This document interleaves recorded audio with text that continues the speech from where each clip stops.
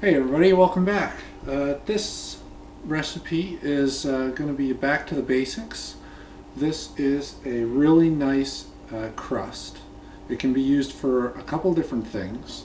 I've done a really nice pumpkin pie with it. I've done a couple different flavors of quiche. So we're going to go ahead and give you a quick rundown of what we got to work with and what we're going to do to put it all together. And then we'll rock through it and get it put together. And so the first thing we do is we've got coconut oil, coconut flour, salt, and eggs. 4 items, pretty simple. It's great, love it. Turns out amazing. So what I do is I take the coconut oil. We're going with a 1/2 cup.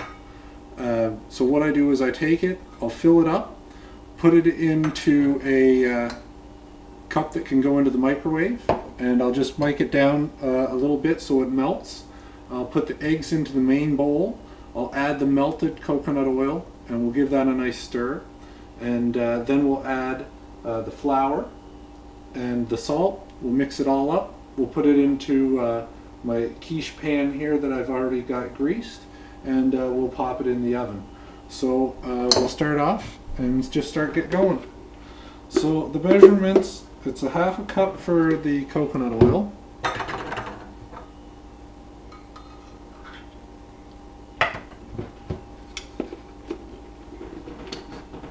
And it's nice to be able to have something that is gluten-free but still can taste like a dessert. The pumpkin pie is a nice one. I'll have to get a video with that. I'm feeling a little adventurous, so I think when this crust is ready, I'm going to make maybe like a vegetarian quiche that has maybe a bit of a pizza taste to it. We'll see what I can accomplish. So that's about good for my 1/2 cup of coconut oil, and we'll just get that out and put it in my cup.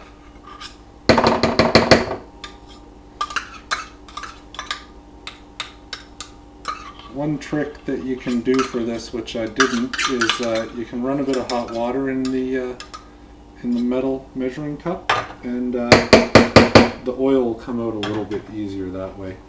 So I'll just pop that in. It doesn't take very long. I'll set for 30 seconds, and I'll probably check it at the 20-second mark. While that's going, I'll just get my 2 eggs in the bowl.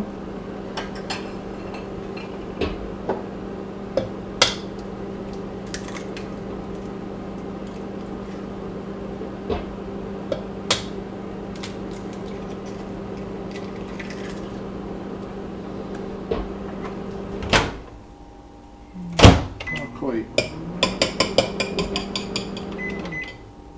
Another 10 seconds on those.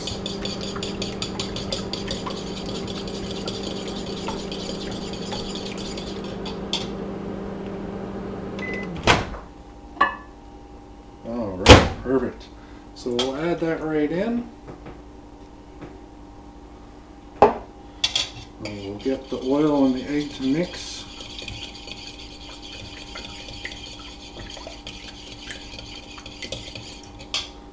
I'll grab my salt, and so 2 eggs, 1/2 cup of coconut oil, 1/2 teaspoon of salt,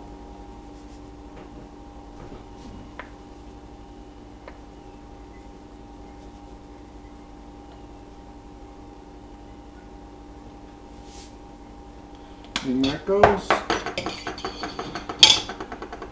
and then the coconut flour goes in next.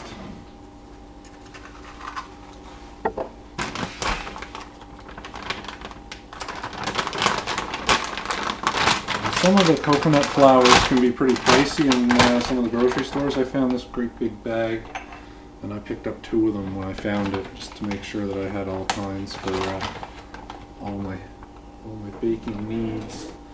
I don't do a lot of baking because it's more of a science that you have to have just right, and I'm definitely more of the experimenting and throwing things together type of cook. And with baking, that can cost you quite a bit of coin to try to experiment, because a lot of the times you'll have it fail, or have to have a pretty big learning curve on it. I seem to always fail when I try to do a blueberry dessert, so I've sort of given up on the blueberry desserts. But the pumpkin pie turned out awesome. It's probably one of my best ones. And I have a fudge that is nowhere near Paleo that I worked on for a long time, and it's pretty epic, but it's not very healthy, so I don't make it very often anymore. So we've got all the ingredients in the bowl, and we're just going to mix it all up nice until it gets to the uniform dough that we can transfer to our little quiche plate pan.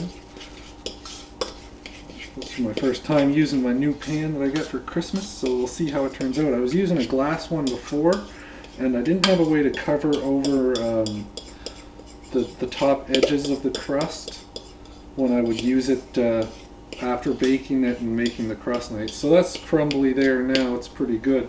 We'll just transfer that right in there.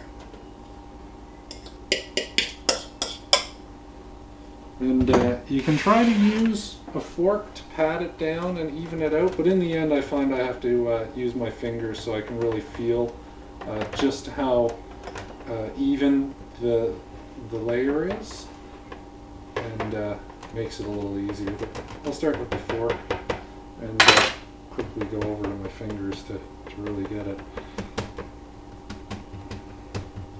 So at Christmas time I also got these neat little things, so I won't use it for the first time that it goes into the oven just to cook the crust itself, but once I pick a topping like a quiche with the eggs, I want to add these around the edge so that that doesn't burn.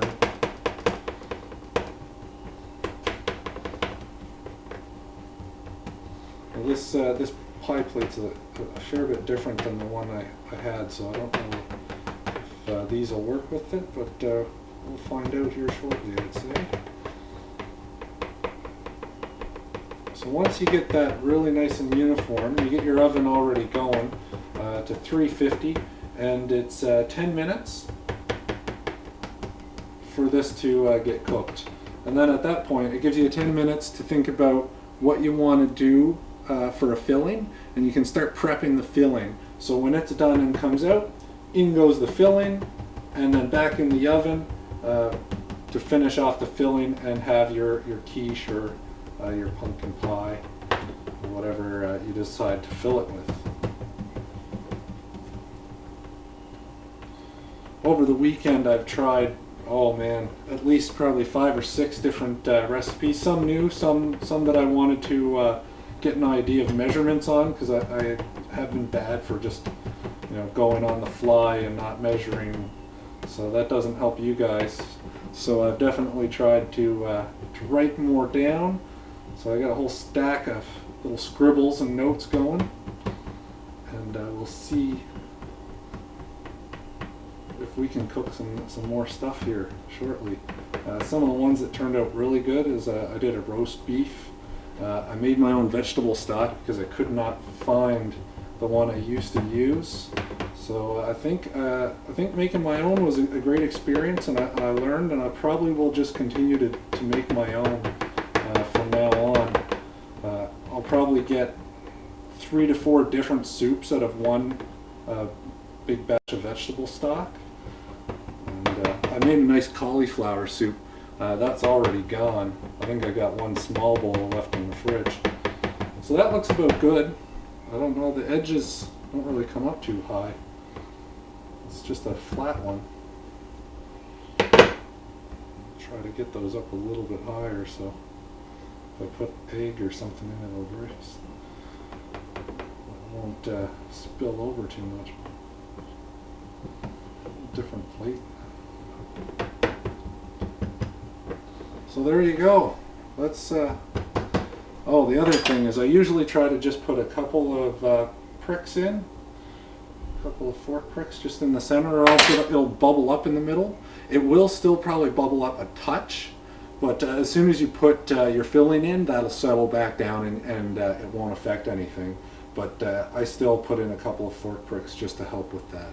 So I'm going to go ahead and throw that in the oven for 10 minutes, and then you guys will pop back and I'll show you how it looks when it comes out.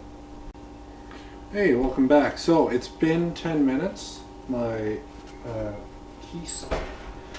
quiche crust is ready to roll, and I'm just going to take it out and show you guys how it looks. So the couple of little holes that I poked into it has kept it from rising too much in the middle, and at this point it's ready to have a filling put into it, and then back in it goes. The sides on this aren't really high enough for my liking, but it's the first time I've used this pan, so I still got to figure it out a little bit. But that's what you're going to do for the crust. And I'll just show you the pan, the pie plate that I was using before is this one right here, the glass one, and I got these here. So once you get the crust up and over the edge a bit, put your filling in and back in, that edge will get really dark brown, and it'll be really dry. So I got these picked up, and they just go around the edge like that to prevent it when you put it back in. So I've got a couple of different things to play with for my next couple of quiches, pumpkin pies, and maybe another pie, who knows. We'll see how creative I can get with that crust, but I hope you guys enjoy it. 4 ingredients, and it turns out awesome.